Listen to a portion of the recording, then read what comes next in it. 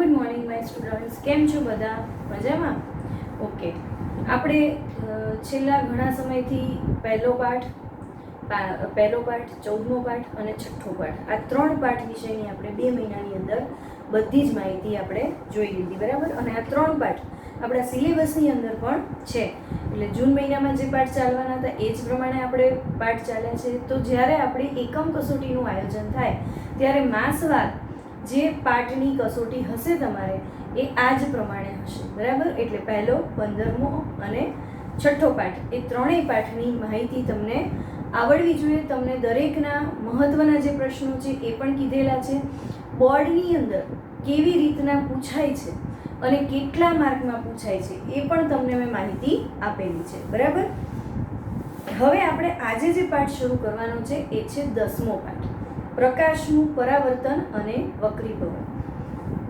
આમ જોઈએ તો આપણે આ પાઠ જે છે એ 7મા ધોરણમાં ભણ્યા હતા.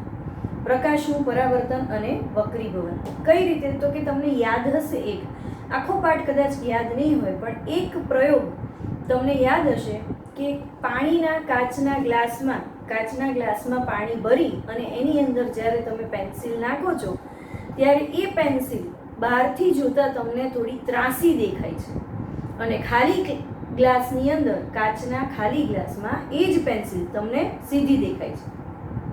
તો એ શા કારણે? એ પ્રયોગ બધાએ એ વખતે આપણે જ્યારે 7મામાં હતા ત્યારે બધાએ એ પ્રયોગ બહુ જ સરસ રીતે રમતમાં પણ બહુ જ બધી વાર કરેલો, એટલે આપણને એ પ્રયોગ મોઢે છે.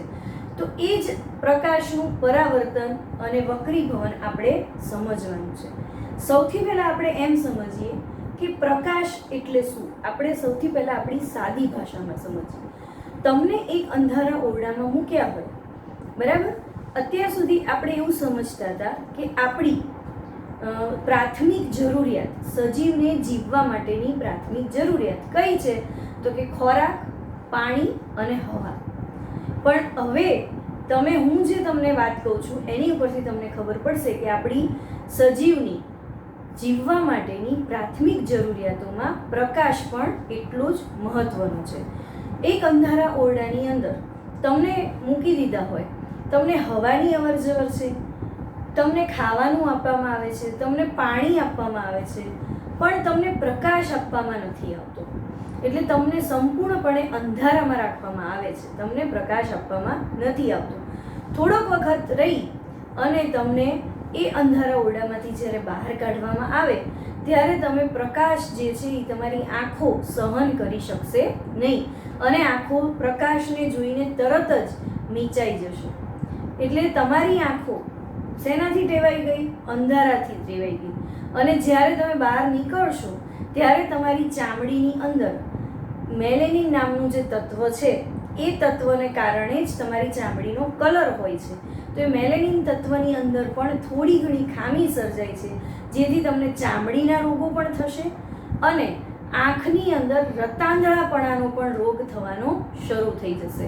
એટલે તમે વિચારો કે પ્રકાશ આપણી જિંદગીમાં અને દરેક સજીવની જિંદગીમાં કેટલો મહત્વનો છે. એટલે હવે આપણે એક પ્રશ્ન એવો પણ પૂછી શકીએ કે સજીવની પ્રાથમિક જરૂરિયાતો કઈ છે? એટલે સજીવ પોતાનું જીવન ચક્ર પૂર્ણ કરે એની અંદર એની પ્રાથમિક જરૂરિયાતો કઈ છે? તો કે હવા, ખોરાક, પાણી અને હવે કોણ આવશે? પ્રકાશ આવશે, બરાબર. હવે તમે પ્રકાશ દ્વારા બધી જ વસ્તુ જોઈ શકો છો, પણ એ જે જુઓ છો એનો રંગ તમે ઓળખી કઈ રીતે શકો છો? એટલે જેમ કે તમે ગુલાબ જુઓ છો તો ગુલાબ લાલ કલરનું છે, પાંદડું લીલા કલરનું છે, બરાબર. કે કોઈ વસ્તુ તમે જોઈ, ઝાડ જોયું, ઝાડનું થડ તમને કથ્થાઈ કલરનું લાગે છે, માટી તમને કોફી કલરમાં લાગે છે, બરાબર. મિશ્રિત કલર, ઘઉંવર્ણો કલર એવો લાગે છે. કોઈ માણસ ખૂબ જ રૂપાળું હોય તો તમે એને કહી શકો કે તું તો બહુ રૂપાળો છો, તારો કલર તો બહુ વ્હાઈટ છે. સફેદ કલર જોઈ શકો છો, કાળો કલર જોઈ શકો છો, વાદળી કલર જોઈ શકો છો, જાંબલી કલર જોઈ શકો છો. જે કલરની ઓળખ છે એ બધા જ કલર તમે પ્રકાશની અંદર જોઈ તો શકો છો, પણ એ કલરને તમે ઓળખી કઈ રીતે શકો છો? એવી કઈ પ્રક્રિયા છે જેના કારણે તમે એ પ્રકાશ, તમારું મગજ જે છે એ પ્રકાશના કારણે તમે જે પણ વસ્તુને જુઓ છો એને ઓળખી શકો છો. જેમ કે તમે હાથીને જુઓ છો તો તમને ખ્યાલ આવે કે આને હાથી જ કહેવાય. કેમ? તમે ક્યારેય ઝૂમાં જઈને હાથીને નથી જોયો, પણ તેમ છતાંય જો સામે પહેલી વાર જ લાવવામાં આવ્યો હોય તો પણ તમે ઓળખી જાઓ છો કે આને હાથી જ કહેવામાં આવે. એનું કારણ છે, જ્યારે તમે બાળ મંદિરમાં ભણતા હતા ત્યારે તમારા જે બાળ મંદિરના ટીચર હતા એમણે તમને ચિત્ર દ્વારા હાથીની સમજ આપી હતી. જેમ કે હાથીને શું છે તો કે લાંબી સૂંઢ છે, મોટા કાન છે, કાળા કલરનો છે. પણ જો તમને પહેલેથી એવી સમજ આપી હોત કે હાથી પીળા કલરનો છે તો તમે તમારી નજરની સામે જ્યારે સૌ પ્રથમવાર હાથી આવ્યો હશે ત્યારે તમે એને ઓળખી નહીં શકો. કેમ? તો કે તમારા મગજમાં જે ઇમેજ છે એ કેવી છે? હાથી પીળા કલરનો છે એવી છે. એટલે તમારા મગજમાં જે ઇમેજ હતી એ ઇમેજ તમારા ચેતાતંત્રએ સાચવીને રાખી. અને જ્યારે તમે હાથીને જુઓ છો સૌ પ્રથમવાર ત્યારે એ ઇમેજ તરત જ તમારું ચેતાતંત્ર સક્રિય થઈને તમને માનસ સપટ ઉપર આપે છે અને એના દ્વારા તમને ખ્યાલ આવે છે કે આ તો પહેલા જેવું જ છે. સુપડા જેવા કાન, ટૂંકી પૂંછ, સૂંઢ, થાંભલા જેવા પગ, એ પહેલા જેવું જ છે. જે આપણે હાથી જેને આપણે કીધો હતો તો એનો મતલબ આજે છે એ શું છે? હાથી છે. તો એવી જ રીતના એ પ્રકાશ તમને દરેકની ઓળખ આપે છે, પણ એ ઓળખ તમારા ચેતાતંત્રની અંદર કઈ રીતે જાય છે એ પણ આપણે આ પાઠની અંદર જોવાનું છે. બરાબર? સૌ પ્રથમ આપણે આ પાઠને લગતા થોડાક જે શબ્દો છે એ શબ્દોનો અર્થ આપણે જોઈ લઈએ. કેમ? કારણ કે એ શબ્દો આપણે આમ તો જોઈ ચૂકેલા છે 7મા 8મામાં, પણ એનું રિવિઝન તમને અત્યારે યાદ નહીં જ હોય. કારણ કે આપણને તો સવાર શું ખાધું એ પણ યાદ નથી હોતું. છેલ્લે બેને હૃદયના લેક્ચરમાં શું કીધું હતું કે હૃદય ક્યાં લોહી શુદ્ધ થવાની પ્રક્રિયા કયા અંગમાં થાય? તો હૃદયવાળો લેક્ચર હતો એટલે મોટા ભાગના મને જવાબ શું આપ્યો? તો હૃદય. પણ એ ખોટું છે, કારણ કે આપણે એ ભૂલી ગયા કે બેને ચોખ્ખું કીધું હતું હૃદયના લેક્ચરમાં કે લોહી શુદ્ધ થવાની પ્રક્રિયા હૃદયમાં નથી થતી. લોહી શુદ્ધ થવાની પ્રક્રિયા ફેફસામાં થાય છે. બરાબર? હૃદય તો એ શુદ્ધ રુધિરનું પમ્પિંગ કરી અને આખા શરીરને પહોંચાડે છે. એટલે એ આપણે બહુ જ બધી વાર ભૂલી જઈએ છીએ કહેવા છતાંય જો આપણને 2 દિવસ જૂનો લેક્ચર પણ યાદ નથી તો આપણને 7મા ધોરણનું તો કઈ રીતે યાદ રહેવાનું છે? બરાબર છે ને? તો આપણે સૌ પ્રથમ થોડાક શબ્દોની સમજૂતી જોઈએ. સૌથી પહેલા આપાત થવું. આપાત એટલે શું? સપાટી ઉપર પડવું એને કહેવાશે આપાત.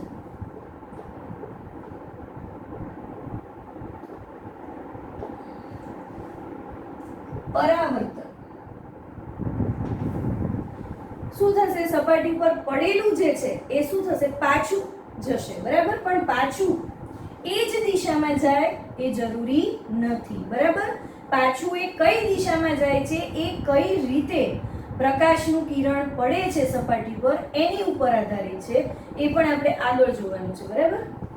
પરાવર્તન એટલે રિફ્લેક્ટ થવું, એટલે પાછું જોવું. બરાબર? પછી છે નિર્ગમન. નિર્ગમનનો અર્થ થાય નીકળી જવું. એટલે એક સપાટીમાંથી કિરણ પસાર થઈ બીજી સપાટીમાં જ્યારે આવ્યું તો એ સપાટીને ભેદીને બીજી સપાટીમાં આવે છે એટલે શું થયું? એમાંથી નિર્ગમન થયું. એટલે ત્યાંથી નીકળી ગયું, બહાર નીકળી જવું. કોની બહાર નીકળી જવું? સપાટીની બહાર. બરાબર?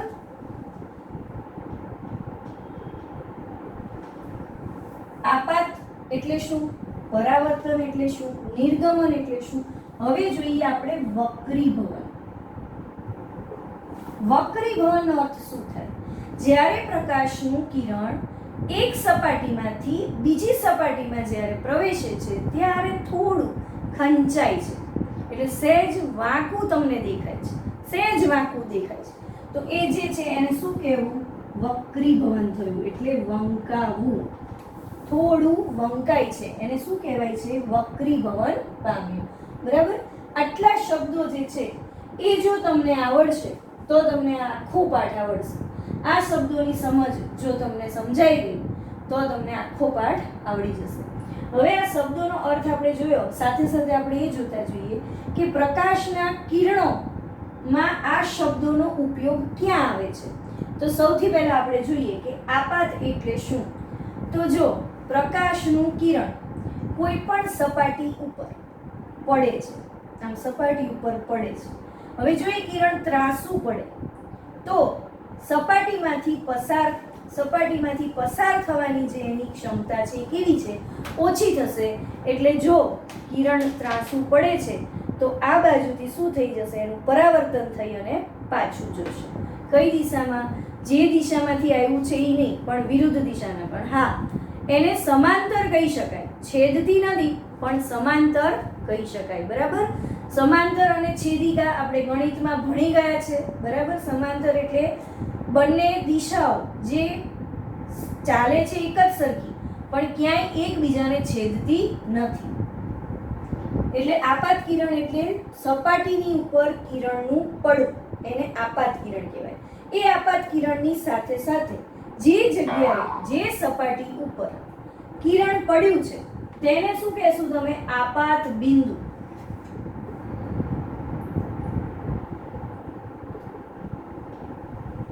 કોને કહેશો? તો જે સપાટી ઉપર કિરણ પડ્યું છે એને આપણે આપાત બિંદુ કહેશું. આપણે થોડુંક આકૃતિ દ્વારા સમજી લઈએ. બરાબર? અહીંયા આગળ એક સપાટી મેં દોરી છે.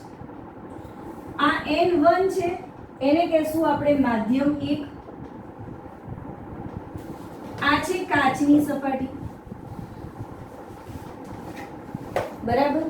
આ છે N2, આને આપણે કહેશું માધ્યમ 2.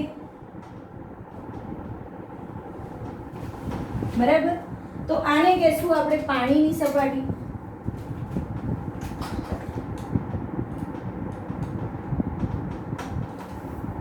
અને હવે આની ઉપર પણ એક માધ્યમ આપણે દર્શાવીએ.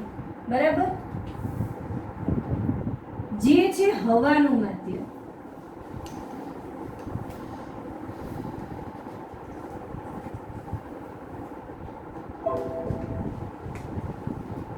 આપણે જરા વ્યવસ્થિત મોટી આકૃતિ દોરીએ જેથી આપણને વધારે સમજણ પડે. બરાબર? સૌથી પહેલું અહીંયા છે માધ્યમ 1, જેને N1 નામ આપ્યું, એ છે હવાનું માધ્યમ. પછી આપણે આ બીજું માધ્યમ 2, N2 નામ આપ્યું, જે છે કાચનું માધ્યમ. આ છે માધ્યમ 3, જેને આપણે N3 નામ આપ્યું, અને જે પાણીનું માધ્યમ છે. બરાબર? આમ પહેલું, બીજું અને ત્રીજું, એમ 3 માધ્યમમાં આપણે આ આખા જેટલા પણ આજે આપણે શબ્દ જોયા એ શબ્દ દ્વારા પ્રકાશનું કિરણ કઈ રીતે કાર્યરત થાય છે એ આપણે જોવાનું છે. બરાબર? તો સૌથી પહેલા તમે જુઓ કે પ્રકાશનું કિરણ પડ્યું એટલે આ શું થયું? આને કહેવાય પ્રકાશનું કિરણ. દિશા બતાવી તીર વડે, અહીંયા પડે છે તો આ જે છે એને નામ આપી દો A. બરાબર? આ પ્રકાશનું કિરણ પડ્યું.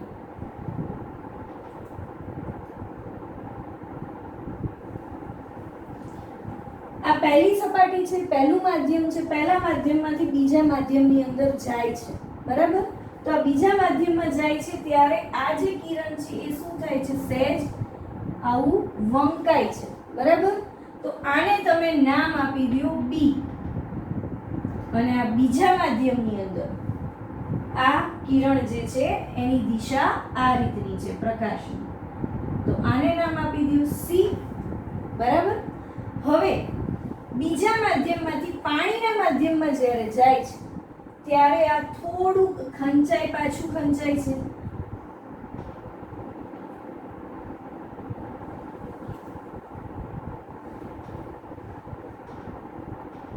આને નામ આપી દો D. બરાબર? હવે જુઓ, પ્રકાશનું કિરણ આપાત થયું. એટલે અહીંયા આપાત બિંદુ કોણ બન્યું? તો કે એ કોણ છે? એનું આપાત બિંદુ. સેજ વંકાયું બીજી સપાટીમાં પ્રવેશતા. હવાના માધ્યમમાંથી કાચના માધ્યમમાં પ્રકાશનું કિરણ જ્યારે પ્રવેશ કરે છે ત્યારે થોડું વંકાય છે, જેના લીધે સેજ ત્રાસમાં જઈ અને પછી જાય છે પોતાની દિશામાં. તો આ જે બી છે એને તમે શું કહેશો? વક્રીભૂત કિરણ. આ જે છે એ આપાત કિરણ છે. આ બિંદુ આપાત બિંદુ છે. આ બી છે એ વક્રીભૂત કિરણ છે. અને એના કારણે અહીંયા જે ખૂણો બને છે, આ જે ખૂણો બન્યો એને કહેશું વક્રીભૂત કોણ. હવે પ્રકાશનું કિરણ અહીંયાથી બધા જ કિરણો સીધી રીતે પસાર નથી થઈ જતા. અમુક કિરણોનું શું થશે? પરાવર્તન થશે. એટલે અહીંયા જે બિંદુ છે એનું નામ આપો ઈ. અને એ બિંદુ શું છે? તો કે પરાવર્તિત બિંદુ. પરાવર્તિત બિંદુ કેમ? તો કે પરાવર્તન કિરણો આ બિંદુથી સપાટીના આ બિંદુથી પાછા જાય છે એટલે પરાવર્તિત બિંદુ. અને આ જે કિરણ છે એને કહેશું પરાવર્તિત કિરણ. બરાબર? તો પરાવર્તિત કિરણ, આપાત કિરણ, આપાત બિંદુ અને પરાવર્તિત બિંદુ. કેવી રીતે સમજશો? તો કે જો પ્રકાશનું કિરણ પહેલી સપાટી ઉપર જ્યારે પડે છે, જે બિંદુ એ પડે છે એ બિંદુને આપાત બિંદુ કહેવાય. પ્રકાશનું કિરણ, જે કિરણ પડે છે એને કહેશું આપાત કિરણ. દરેક કિરણો સંપૂર્ણપણે પસાર નથી થતા. અમુક કિરણો કેવા છે? ત્યાંથી સપાટીમાંથી પાછા જાય છે એટલે કે પરાવર્તિત પામે છે. તો એ જે સપાટીથી પરાવર્તન થવાનું શરૂ કરે છે એને આપણે કહેશું પરાવર્તિત બિંદુ. અને જે કિરણો પરાવર્તન પામે છે એને આપણે કહેશું પરાવર્તિત કિરણ. બરાબર? અહીંયા આગળ એક ખૂણો બને છે અને અહીંયા ખૂણો બને છે. આ જે ખૂણો છે એને તમે નામ આપો θ1, આને આપો θ2. તો આ જે ખૂણો બન્યો એ કોના કારણે બન્યો? તો કે આપાત કિરણના કારણે બન્યો. એટલા માટે આ ખૂણાનું નામ છે આપાત કોણ. બરાબર? એટલે અહીંયા તમે લખો θ1 એટલે આપાત કોણ. અહીંયા આગળ જે ખૂણો બન્યો એ કોના કારણે બન્યો? પરાવર્તિત કિરણને કારણે બન્યો. એટલે એનું નામ શું પડશે? પરાવર્તન કોણ.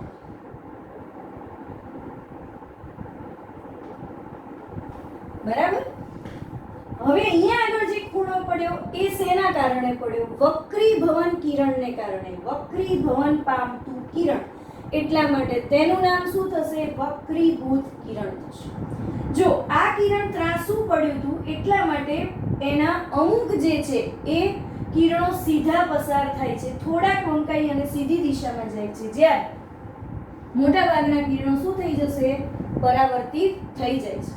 હવે અહીંયા આગળ જો આ બીજા માધ્યમમાંથી ત્રીજા માધ્યમમાં જ્યારે કિરણ જાય છે ત્યારે આ સીધા કિરણો પડે છે, જેથી ત્રીજા માધ્યમની અંદર જે કિરણો પાછા એમાંથી નીકળે છે, વક્રીભવન પામે છે. આ વક્રીભવન પામ્યા. બરાબર? તો એ જે કિરણ પામ્યા એ કેવા જશે? ત્રાસી દિશામાં જશે. સીધા પડશે તો ત્રાસી દિશામાં જશે અને એનું પરાવર્તિત કિરણોની સંખ્યા કેવી હશે? ઓછી હશે.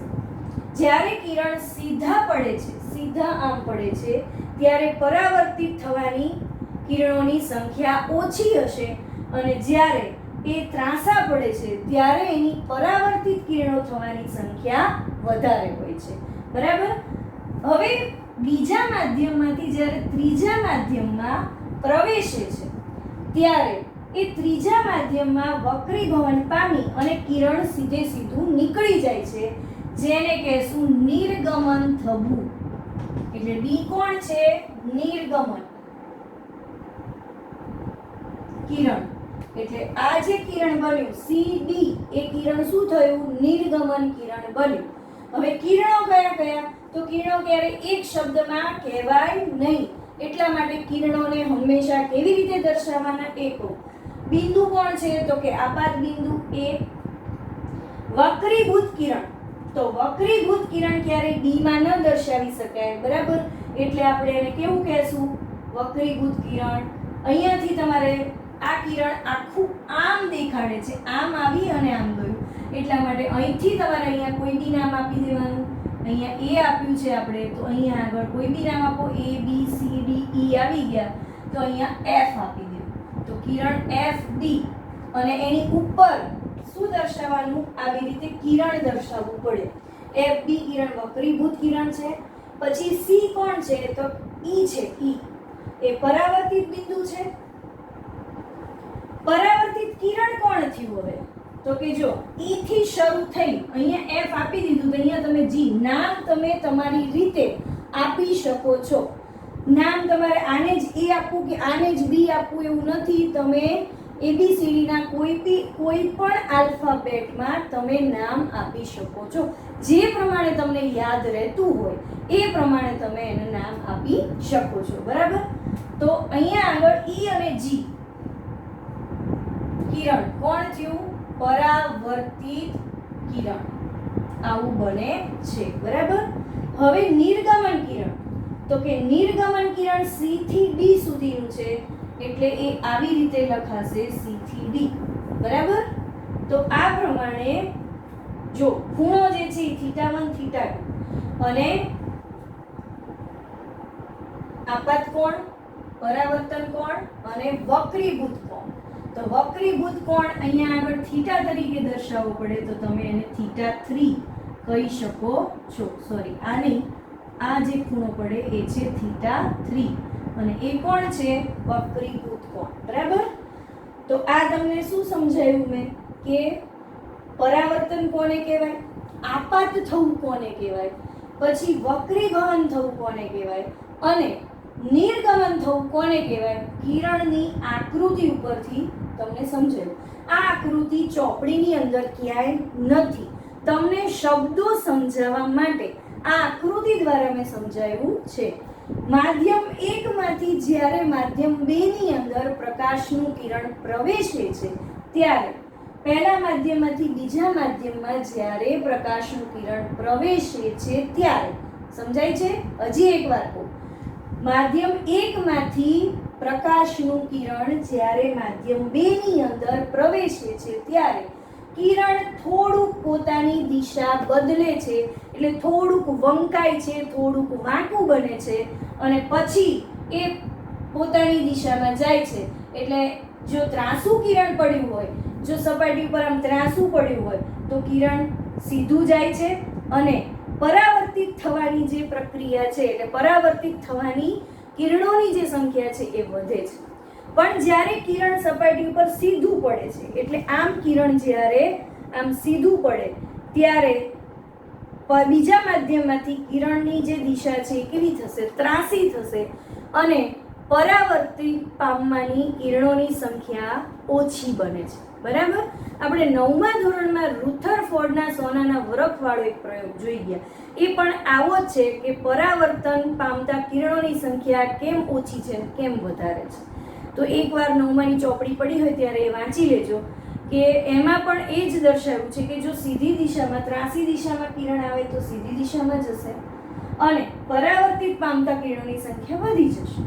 પણ સીધી દિશામાંથી જ્યારે કિરણનો પ્રવેશ થાય છે ત્યારે એ કિરણ સીધે સીધું પસાર થઈ જશે અને ત્રાંસા કિરણો પડવાની સંખ્યા કેવી થઈ જશે? ઓછી થઈ જશે, બરાબર.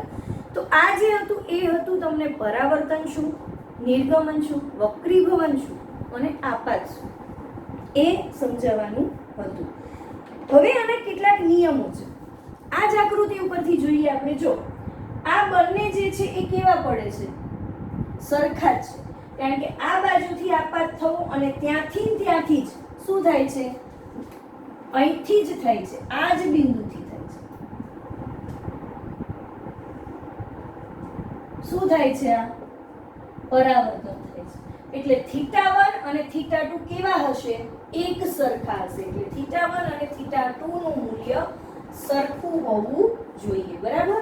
એટલે એનો પહેલો નિયમ છે θ1 બરાબર θ2. આનો અર્થ શું થાય આપાત કોણ અને પરાવર્તન કોણનું મૂલ્ય કેવા હશે? સરખા હશે. બરાબર. આપાત કોણ અરીસાનું આપાત બિંદુ અને સપાટીને દોરેલો લંબ.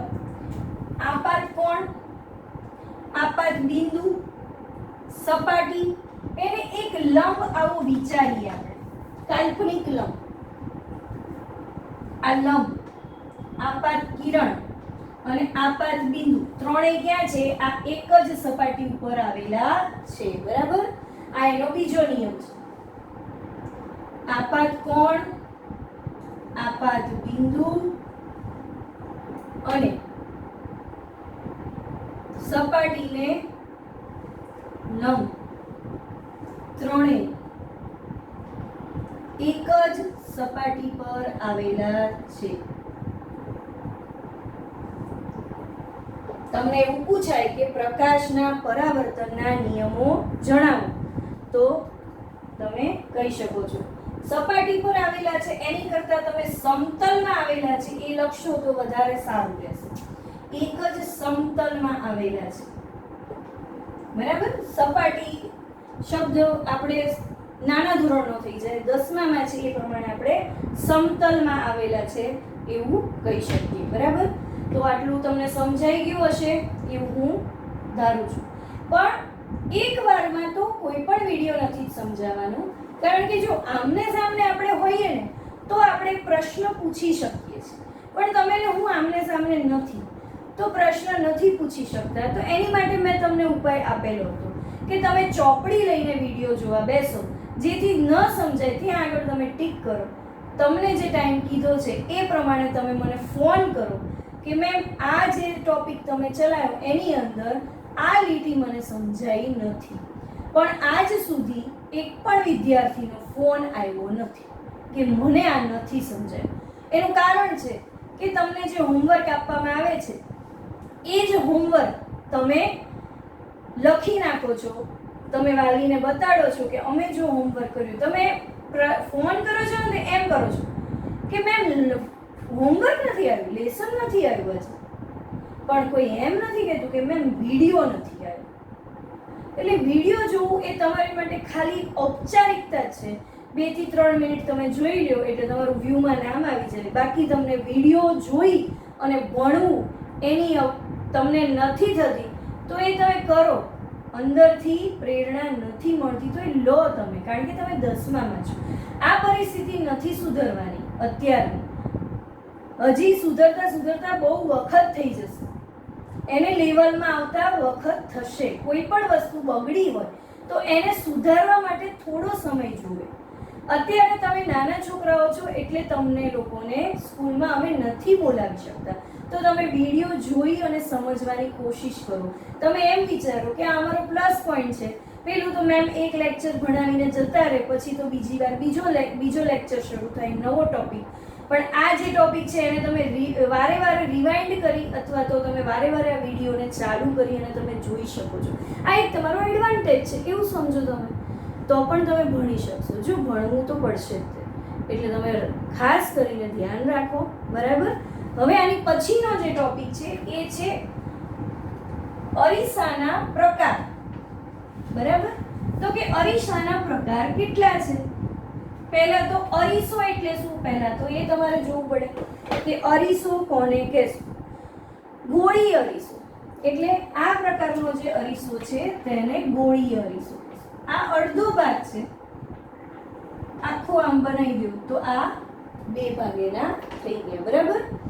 આપણે એમ વિચારીએ કે અહીંયાથી આપણે આને અડધો કર્યો છે એટલે અડધા ગોળી અરીસાનો ભાગ આપણે જોઈએ.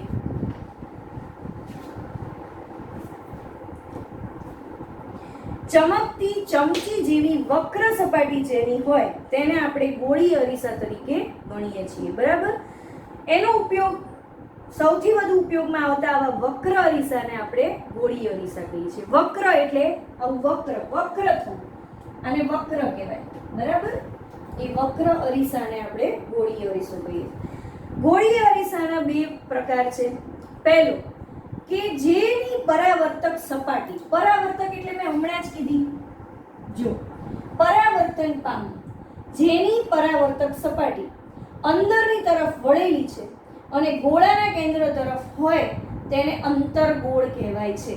પણ આપણે ચોપડીની ભાષા કરતાં થોડીક ભાષા સહેલી કરીને લખીએ કે જેની પરાવર્તક સપાટી અંદરથી છે, એટલે અહીંયાથી કિરણો જે છે કેવા જાય છે, પરાવર્તન પામે. આ અંદરનો ભાગ છે, અંદરનો. અહીંયાથી આ અંદરનો ભાગ, આ બહારનો ભાગ, બરાબર. તો કે અહીંયાથી સપાટીના શું થાય છે, આ સપાટીથી કિરણો પરાવર્તિત પામે છે. કોની સપાટીથી? તો કે અંદરની સપાટીથી. તો એને આપણે અંતર્ગોળ અરીસો કહેશું. અંતર્ગોળ અરીસો, બરાબર. તો અંતર્ગોળ લખતા પણ આપણને આવડવું જોઈએ. અંદરની સપાટી કેવી હોય? પરાવર્તક હોય. એને અંતર્ગોળ અરીસા તરીકે ઓળખશું આપણે, બરાબર. અંદરની સપાટી પરાવર્તક છે, એટલે અંદરની સપાટી કેવી છે? ચમકતી છે, જેનાથી કિરણો પરાવર્તન પામે છે, બરાબર. પછી બીજો છે અરીસો, જેની પરાવર્તક સપાટી બહારની છે. અહીંયાથી આવી અને બહાર, એટલે બહારની સપાટી પરાવર્તક હોય તેને બહિર્ગોળ અરીસો કહેવામાં આવે છે. જેની સપાટી બહારથી પરાવર્તક છે, એટલે બહારની બાજુ જે છે તે ત્યાંથી પ્રકાશના કિરણો પડી અને ત્યાંથી કિરણોનું પરાવર્તન થાય છે. તો એવી સપાટીવાળા જે અરીસા છે તેને આપણે શું કહેશું? બહિર્ગોળ અરીસા કહીશું. ફરી એકવાર, વક્ર અરીસાના બે પ્રકાર છે, અંતર્ગોળ અને બહિર્ગોળ. કઈ રીતે? તો કે જો જે વક્ર અરીસાની અંદરની સપાટી પરાવર્તક છે, એટલે એ સપાટી પર કિરણો પડી અને ત્યાંથી કિરણોનું પરાવર્તન થઈ જાય છે, તો એવી સપાટીને અંતર્ગોળ કહેશું. અને જે સપાટીની, જે વક્ર અરીસાના સપાટી બહારની બાજુ છે અને એ સપાટી ઉપરથી કિરણો પડી અને પરાવર્તન થાય છે, એટલે બહારની સપાટી પરથી કિરણોનું પરાવર્તન થતું હોય તો તેને આપણે બહિર્ગોળ અરીસો એવું કહીશું, બરાબર. અરીસાનું આપણે ચમચીની અંદરનો ભાગ તમે જુઓ અને ચમચીની બહારનો. ચમચીમાં બંને અરીસા છે. બહારના ભાગ ઉપર તમે કિરણો રાખશો તો ત્યાંથી પણ પરાવર્તન થશે, અંદરના ભાગ ઉપરથી કિરણો પાડશો તો ત્યાંથી પણ પરાવર્તન થશે. એટલે અંદરનો ભાગ અંતર્ગોળ, બહારનો ભાગ બહિર્ગોળ, એવું તમે સમજી શકો છો, બરાબર. તો આ સાથે આપણે આ જે લેક્ચર છે આજે આપણે આટલો જ રાખીએ છીએ. હવે નેક્સ્ટ લેક્ચરમાં ગોળીય અરીસા ઉપર પ્રતિબિંબ કઈ રીતે પડે છે અને એનું જે પ્રતિબિંબ છે આપણને કઈ રીતે મળે છે તે આપણે જોઈશું. આ તમને ટોપિક એકવારમાં નહીં સમજાય એટલે પ્લીઝ ફરીવાર જોજો, બરાબર. તો આ સાથે જ આપણે આ લેક્ચર પૂરો કરીએ છીએ. તો stay home, stay safe. Okay, thank you.